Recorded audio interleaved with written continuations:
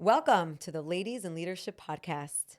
I am Chana Vigler, and I love shining a light on strong Jewish female leaders.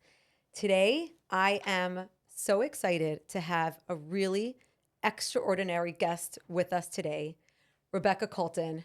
I actually met Rebecca through her grandparents. Her grandparents are members of our shul, been members for quite some time. And I will never forget the day when we got the call that Rebecca was in this tragic accident and they were absolutely beside themselves. I actually find myself like tearing up right now just thinking about it. I'm like bringing myself back to that day. I'll never forget that, the sheer terror and of what was going on. Their beautiful, talented, incredible granddaughter was, in this terrible accident, and they actually didn't even know if she was going to make it. Actually, they were pretty sure that she wasn't going to make it. And by God's grace and by incredible miracles, Rebecca is here to tell the tale. And although I think life did not quite turn out the way Rebecca envisioned. Were you in med school? You were I was applying to med school. She had dreams and visions and aspirations, and then all of that came crashing down one day. But as you will be fortunate enough to see today, Rebecca is such a light to the world, truly, and anyone that gets to meet her. And this is why I felt it was so important to have her on this show today. So let's just start from the beginning a little bit, or not really the beginning, but the beginning of the new Rebecca, let's say, of the new 2.0. Should we call it Rebecca 2.0, of when you started this whole new adventure in your life? I know you were telling us a little bit about it the other day of what that was like to wake up and find out that you could no longer use the majority of your limbs other than your face, your eyes, your five senses, right? Maybe I'll let you be the one to tell that a little bit better than me. Sure. Also, thank you for saying all that. And so the story starts March 13th when I was a senior in college at Binghamton University, upstate New York, and I was studying Spanish and chemistry. I was on a ski trip with my friends in Vermont to a mountain I'd been to countless times. I learned to ski there, and I don't remember anything of the day, but I was told I had a really bad fall. Someone saw me fall. They took my pulse. I had no pulse. They got ski patrol. Took them 10 minutes to get a pulse back. They were trying to bring me back. I was flatlining. Eventually, they stabilized me enough to airlift me to Dartmouth Hitchcock Hospital in New Hampshire. I was in ICU 17 days, but while I was there, the first few days I don't remember. But when I woke up, they told me I was paralyzed from the neck down and unable to breathe on my own because I had a spinal cord injury at my C1, C2 junction, which is the highest point on the spinal cord. So it controls the breathing and the rest of the body. So I have no use of my arms or legs, and I cannot breathe on my own. So there's an ICU 17 days. It's very difficult. And then I was transferred to a specialized rehab in Boston, where I was there 4.5 months, doing lots of OT, PT, speech therapy. I eventually got a surgery that allows me to breathe on my own by implanting electrodes on my diaphragm. So that's called a diaphragmatic pacer. And they took out my feeding tube. I was eating again. And then eventually I was discharged to a hospital near my house on Long Island. I was there 4 months, and I did more rehab there. Got really good care there. We had to get my house renovated. So I was then discharged to a independent living, like a senior community. Was there 1 month. Then I moved back home into my house. Started to feel more like myself as I got closer to going home. So once I was home, I felt a lot better. So I was in the hospital a total of 9 months. So I call it my gestation period. And I was rebirthed into the world as this different person it felt like a different person. from who I was 9 months ago. And that's sort of the beginning of this new chapter of my life. You know, I find that just the way you phrase that is such an incredible depiction of who you are. Even the way you were able to call those 9 months the gestation period and a rebirth, I think is so remarkable, because I think that so many people would look at it as the opposite. And to you, you saw that as just the beginning of a new period. And I think it's really incredible how you have taken your situation and you've recognized that this is the situation God put me in. I didn't choose it, but this is where I am. And it means that this is where I'm meant to be, and I am going to make the best of it. And not only do you make the best of it for yourself, but you do that for so many others. And one thing that you said to me that really, really struck a chord, and I would love for you to maybe expand on it a little bit, is you said how we don't even realize how much we're able to handle, or rather, I think you phrased it even a little bit better, that we are able to handle much more than we give ourselves credit. Is that how you phrase it, or maybe you can tell us a little bit about that? Yeah, I think I said that, or like we can adapt to a lot more than we think. And I've thought about this a lot because I remember right before my accident, it was sort of the peak of COVID. And a lot of the times I would have plans with people and then they'd be like last minute canceled because someone's sick or someone is exposed. And I would get like annoyed or frustrated that my plans were canceled. And I was thinking, like, I really don't know. I hope like I'm not exposed or I don't get it because I can't imagine being stuck in my house for 2 weeks. Like, I'm the type of person who like needs to get out of the house every day, always need to be busy. And I was like, I cannot handle being home for 2 weeks, not being able to do anything in my house. Now it's like, I don't even have the ability to do anything by myself. I can't leave the house unless I coordinate a driver and I have to make sure I have a nurse. Then there are days where I spend the whole day at home. And like, now it's been years since I've done something independently. So back in 2021, I would have never thought I'd be able to even handle 2 weeks of plans canceled.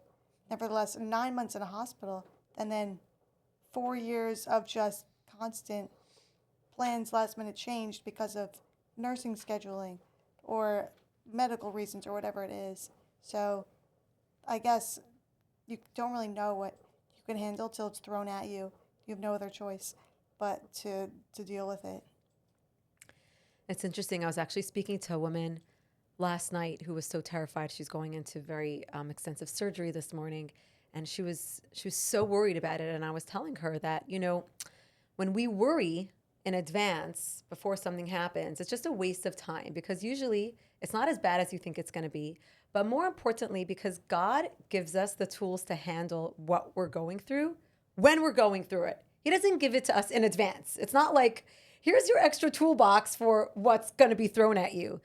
When you're put into that situation, that's when you're given those tools. And that's when you're actually able to overcome.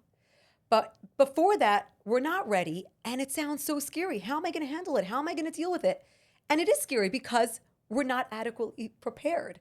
But it's only when we're actually in that situation that all of a sudden, exactly as you're saying, we have this adaptability and we have the power to actually get through it in a much better way than we would have anticipated. And that really brings me straight to, I think, an important question that a lot of people would say to you is, how can you believe in God after something like this happens to you? Don't you think that, like, when something so tragic and so difficult happens to you, very often you hear people say, I can't believe in God after this terrible tragedy, after this big challenge, or after this was thrown at me. And I think that people can look at you, Rebecca, and say, aren't you angry at God? Can you believe that a kind God would do something to you like this? Right, and I definitely was angry and can still be angry at times, but I also think that, well, I know that God gives us free will, and He gave me the ability to ski and the ability to plan trips with my friends the ability to do all these things I've done in my life. And it's really up to me what I do with those tools and what he allows me to do. And this is what happened. And I don't want to say like everything happens for a reason, because sometimes I don't like when people say that. But I do think that my journey or my accident, whatever, has helped a lot of people more than it's hurt me. So I guess like that's my Wow. purpose now, Wow. is to like is to, and again the word inspire I hear so much, but to inspire others and kind of show people that life's not over, even when you think it's over, type of thing. Wow. That's really incredible. There was so much that you said there that I wanted to comment on. And now I'm like, where did I want to start first? But even just the way you said that it's helped more people than it's hurt you, that takes a very strong person to say that. And it really goes to show for the joy that you have inside. You know, often people are searching for joy, they're looking for something that's going to make them happy. When you can search the world over, you're not going to find it because it's right inside.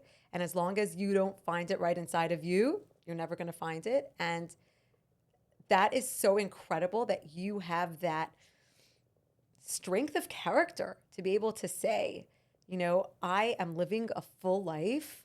And yes, I have challenges, but it has inspired more people than it's hurt me. That is really remarkable. I think people that go through their little minor traffic jam, you know, and think it's the end of the world or missed flight or whatever else it is, can really look at you and say, wow, if Rebecca can say that, what do I have to say? Right. So that's really powerful. Thank you.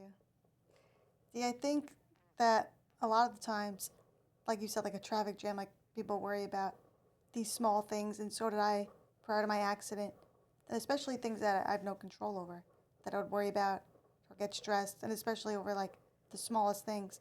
And now I'm like, does this even matter in 2 weeks?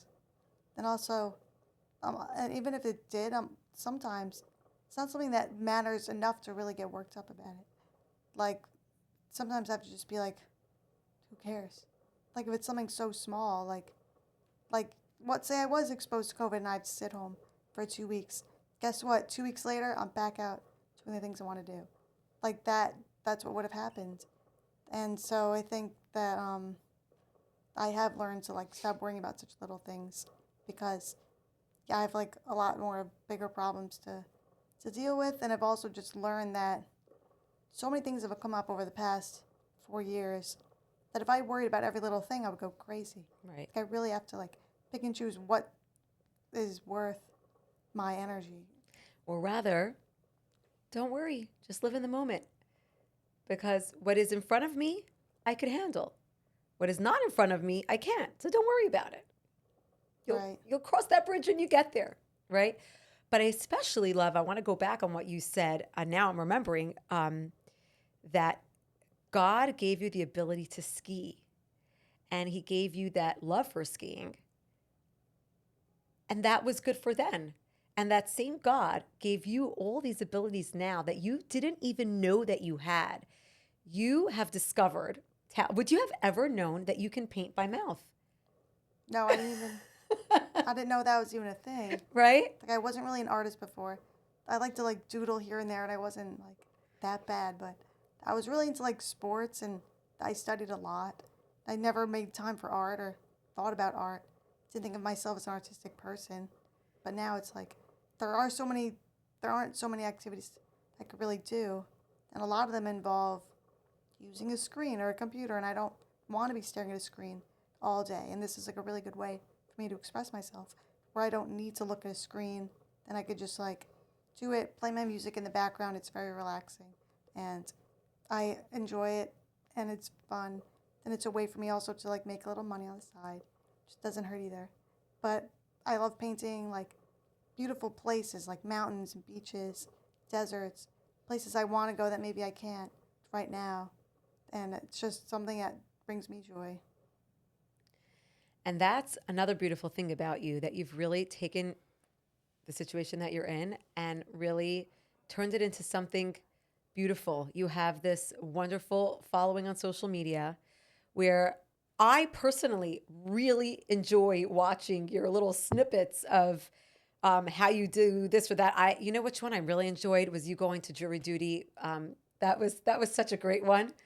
Thank you. Um, and just the way that you handle the situation and the way that you narrate it and you describe it and you take everything in stride and just so, you know, um, with humor and just no big deal. And you can handle it all. And you can, even jury duty, I think has brought such a beautiful light onto people with disabilities that, you know, the Rebbe, the Lubavitcher Rebbe, was once brought a group of soldiers, wounded soldiers, and they were called the wounded. These were the wounded soldiers of Israel, and the Rebbe didn't like that word. He doesn't like the word disabled. Doesn't like the word wounded.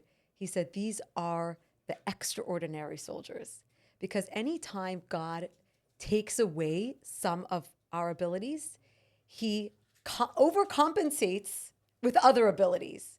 So they might not be able to walk as steady as they did before, or they might be missing a few limbs, or they might be disabled in other ways, but they are overabled in other ways. And I think it's so incredible how you have really managed to shine a light on that and show people that people with a disability, they might look a little bit different, they might function a little bit differently, but they are overabled in other capacities. And they are such wonderful assets to society and such a wonderful part of society. So I love those videos on social media. And besides for your social media following and everything that you do there, like I said, you've been doing the painting, the paint by mouth.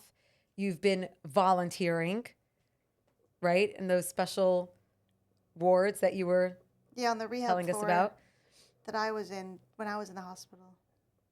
and showing people that, you know what, you can pull through. You might think this is the what do you say, the darkest part of the tunnel, but there is a light at the end of the tunnel. And even if it's not the way you envisioned it, there's still a light, and there's still blessing and joy and beauty on the other side. Right. And I remember when I was here last year at shul, that your shul, the rabbi did say that piece about like when you have a deficit in one area, it's replenished somewhere else. And I do think I've developed like way more empathy since my accident, and the ability to just emotionally connect with other people, and I'm way more content in my solitude or not being able to do like I need to be busy all the time before my accident. Now I'm way more content just chilling out and not being so busy, and I'm just more like, I guess, at peace in my mind. So that, I think, it was replenished there maybe. That's interesting. And I hear from a lot of people that go through, and truth is, we all have our moments in life that we go through challenges that all of a sudden, October 7th was a big one for Jewish people at large, where we got like this jolt. Like I said, we need collective therapy. Jewish people need collective therapy after October 7th. We went through like a collective trauma that all of a sudden, when we go through something so big like that, you you find God, and you start saying, you know what, you start connecting more with your spirituality, and you start connecting more with your soul. And it's more like, why was I put on this earth, and what is my purpose? And I think you in your situation, where you could have easily also said, after this happened to me, what is my purpose on this earth? What am I meant to be doing? And I wonder how you related to that in your specific situation, how you felt in terms of your relationship with God. I know we spoke a little bit how sometimes you are angry, and I think it's a very healthy thing that we should be angry with God sometimes, and say, God, you know what, I don't accept I don't accept what you're doing to the Jewish people. I don't accept that you did this accident to me, and I don't accept that you made me handicapped. I want to see good in a way that I can appreciate it and swallow it and enjoy it. I don't want you to give me hardships. At the same time, we also recognize that everything that we have is from God. So obviously there is a purpose to it. And I wonder how you relate to that. Right. I think I have more trust in God after this because, like, I didn't think I'd be able to handle something like this. Mm. And I have. And, like, there's so many things I didn't think would ever happen. And they have. Like, I never thought I'd be able to get on a plane and go on a trip. I didn't think I'd be able to have, like a job or, what else? Go, like, certain things, like going to New York City and do these crazy things that I've done or whatever. And I think that he surprised me by, yeah, giving me the tools that I need to, like, get through what I'm going through, even when I thought I couldn't. So I think I do have, like, a lot more trust in him and in his power. Have you tried to say the Shema at night or even like Moda'ani in the morning? You know, Moda'ani is a really powerful prayer. That's like one line. It's literally, I think it's 7 words. It's actually very interesting because they say that in the morning you're meant to take 12 words.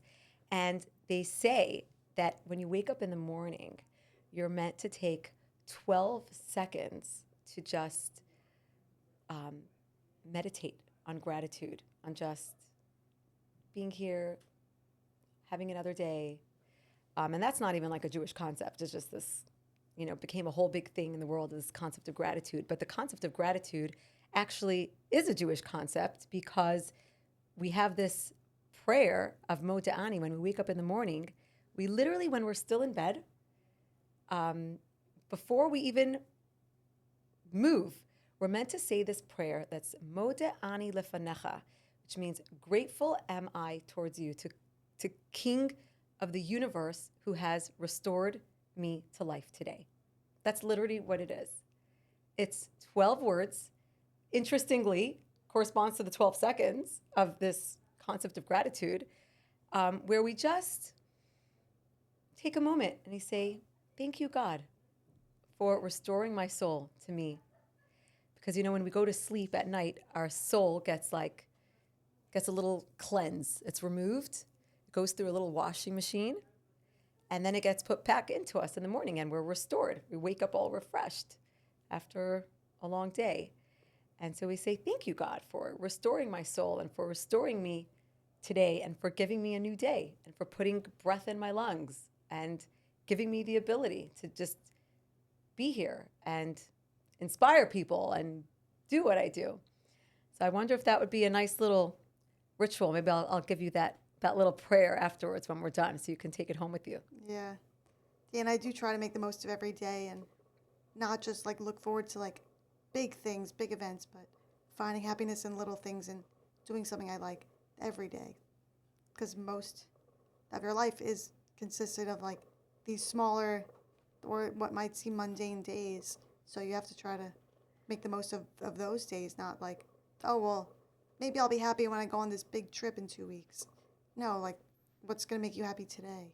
That is so important because how many of us are just kind of going through the motions, going through the day, doing what needs to be done, just going to jobs that don't feel meaningful or are fulfilling and just doing it because you just got to do what you got to do. And then you're coming home and just doing things because that's what you got to do. But how important it is to really take that time to focus on what you enjoy and do something that fills you up and makes you happy. Yeah, exactly. Yeah. Yeah. Like, find joy in a Tuesday, not on, like, your spring break in 6 months. Absolutely. People say, live life like it's your last. And I love saying, I think you should live life like it's your first. If you see a child, and we have 11 children, you see a child, you see a little baby, and you take a walk with them.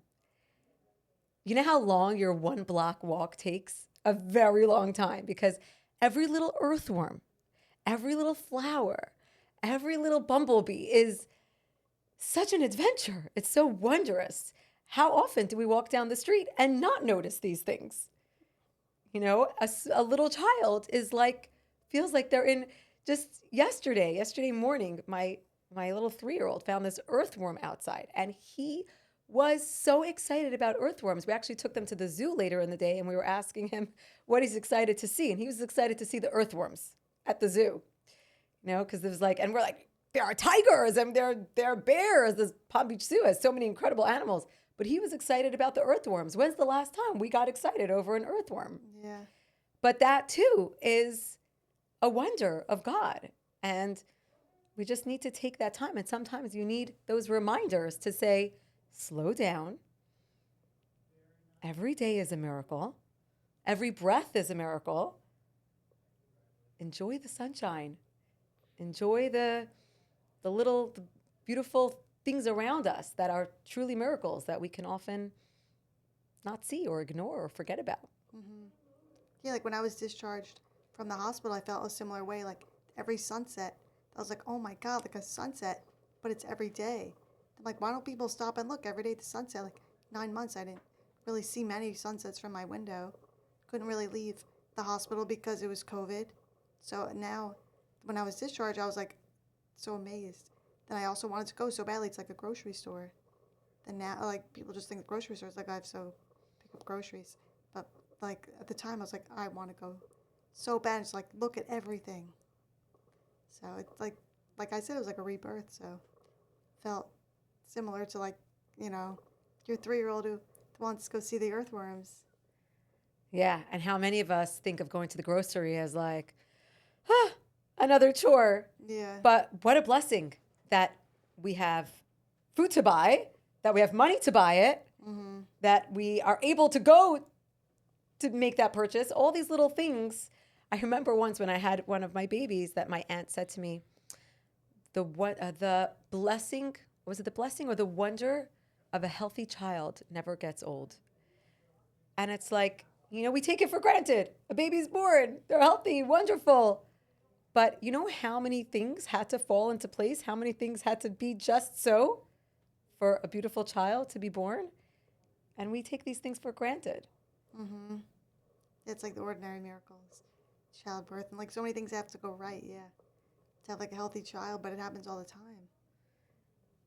Yeah, but it takes a certain type of consciousness that you're talking about to recognize and notice the beauty in the small things, the miracle in the small things, the beauty in the chaos. Sometimes, like I know for myself, sometimes my life can feel so chaotic with everything that's going on between the shul and my home and my kids and all the things that we're doing. And I'm like so overwhelmed. And sometimes I have to take a step back and say, no, I want to embrace the chaos because the chaos itself is a blessing. I'm so grateful for the chaos. I'm grateful for all these noisy, messy children.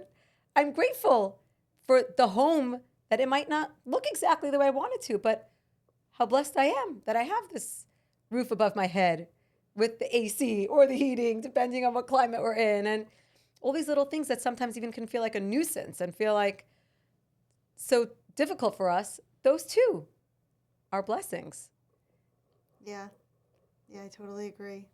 Yeah, and there's so many things that I'm grateful for now that I didn't really even think about, prior to my injury. So I agree. And my husband was saying to you the other day, and I really completely agree with the fact that your face is so radiant and just so bright, and it's obvious that it's from an inner light.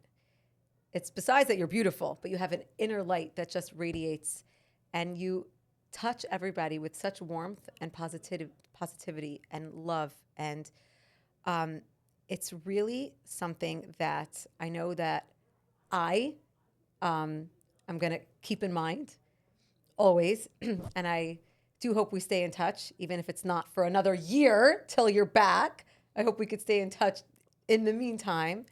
But I really want to thank you for taking the time to making this work, because I know it wasn't easy with your very busy schedule, but I'm so grateful that you made it work and that you were able to come and have this conversation with me today, because I know that it's going to really be so meaningful to so many people. So thank you, Rebecca, for being here. What's your Hebrew name? Rivka? Mm-hmm. That's a beautiful name, one of our matriarchs. It was definitely a strong Jewish female leader. And you are definitely doing an incredible job at inspiring people and being a leader in your own right. And I truly feel that if you can take your situation and be a leader and inspire people, then every single one of us can do the same. So thank you so much. Yeah, my pleasure, and thank you for having me. I really enjoyed it, this conversation, everything. Well, I appreciate you. Thank you. All right. I think that's it. Normally I have a clock, so I know what time it is, but I have no idea how far. I know. Oh my gosh. I usually have a timer, so I know. I Yeah, you try get to like go a about big 30 digital minutes, clock. but this is a new room. They just did this room. Yeah, this room's So- beautiful. So, yeah, I was waiting for this room. They made this. I had told them, I'm like, I want a living room setting. So, So are you the only one that films in this room? No, this is my first time in here. It was just ready. Does I other don't know. podcasts come in here? Yeah, they have other podcasts here, so It's cool. This is really cool. I don't know who else does this living room, but I don't like the form, sitting by a desk type of thing. I like when it's just casual conversation. Yeah. But Yeah, I've never done it where it's Thank like you. this. yeah, Because I've done a few, but it's like, I don't know if the Over mic was Zoom or- falling down. I was gonna tell you. I don't know if it was falling down or was it that way in the first place? Was it that no, low? I think it was higher. It was, right? Yeah, but actually, my voice comes out of the box on my lap because I have my microphone on, so actually, Oh, it might be okay. oh, that's great. Yeah. That's great. So it comes out So of my it's very mouth, but close. also that, yeah. Yeah. Okay. So that's good. So the mic will hear it better than I'm hearing. Okay. Yeah. So what's on the agenda for today? Unfortunately, we have to pack and get ready to go. We're leaving tomorrow, unfortunately. That's it. The Yeah. fun is over. Yeah, well, my mom and I will probably still go out and do something. He has to also work. Yeah, You're so boring. I You am. have to work. I am. And a lot of stuff that You needs have to do that boring stuff. I love boring, though.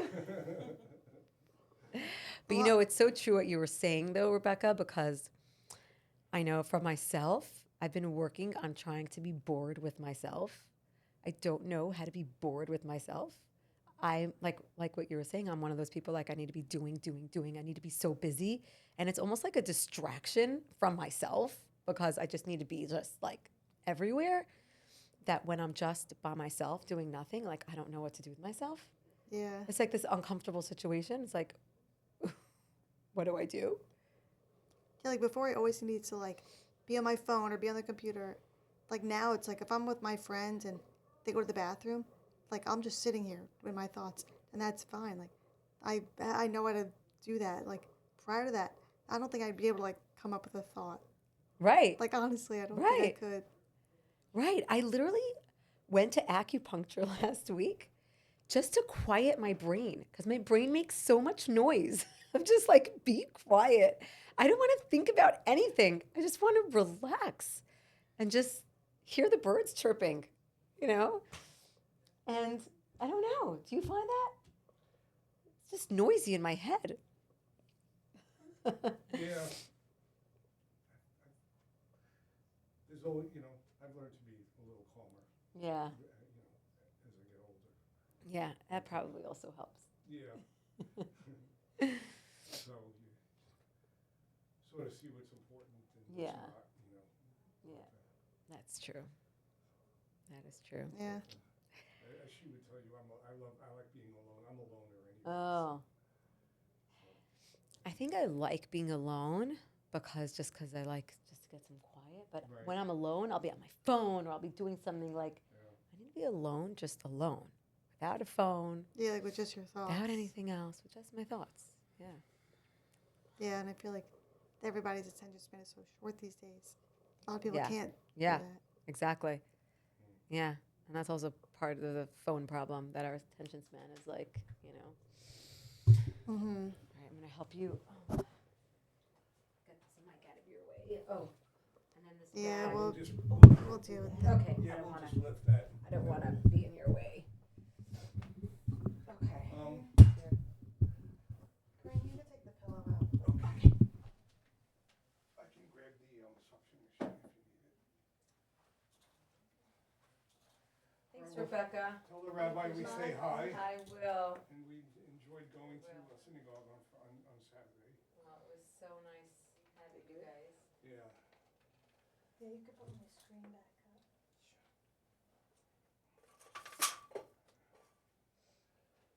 Oh, maybe my shoes will be in the shot. These are new shoes. I think they are. I think they are. Turn the chair on. Okay.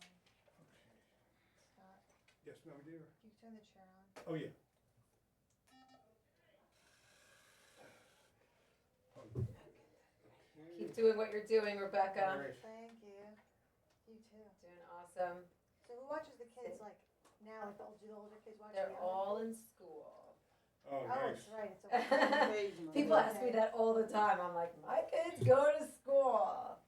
I forget that it's a Monday. I don't know Yep. what day it is. I get to do my thing, which is awesome. This year is the first year in a while that they're all in school. I don't have a baby at home. So What's the pretty age cool. range?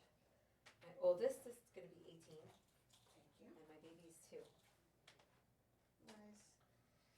She's my little princess, my little Goldie. I can't. What's your oldest? Can't remember her name. Lucia. Remember I Lucia? like talking to her. She's so smart. Yeah, she's She's so mature. she is. Like I wouldn't know what to say to somebody. When I was 18, like I would not know what to say to someone who's paralyzed. And I feel like she just said all the right things. Yeah, Very strong. that's interesting. You know what? I feel like my kids are so fortunate that they get to see so many different people. Mhm. You know, and that's actually like my goal in life, that they should be able to have something to say to anybody that they meet, find something in common. Tell her I say hi. I will. I'm gonna give you a little hug. Safe travels. Thank you. So good seeing you. Good to see Make you. sure my lipstick didn't get on you. This red lipstick tends to make a mess. But I'll tell her you said hi. Okay, sounds good. Come again soon. Yeah, have a good rest of your day. Oh, you have the keys, right? I give it to you. Gave Put it it, to no. I put them in Yes, here? right. Yeah, you did. Okay. All right. All right. Bye-bye. Good to see you. Yes. All right. Safe travels. All right. Thank you.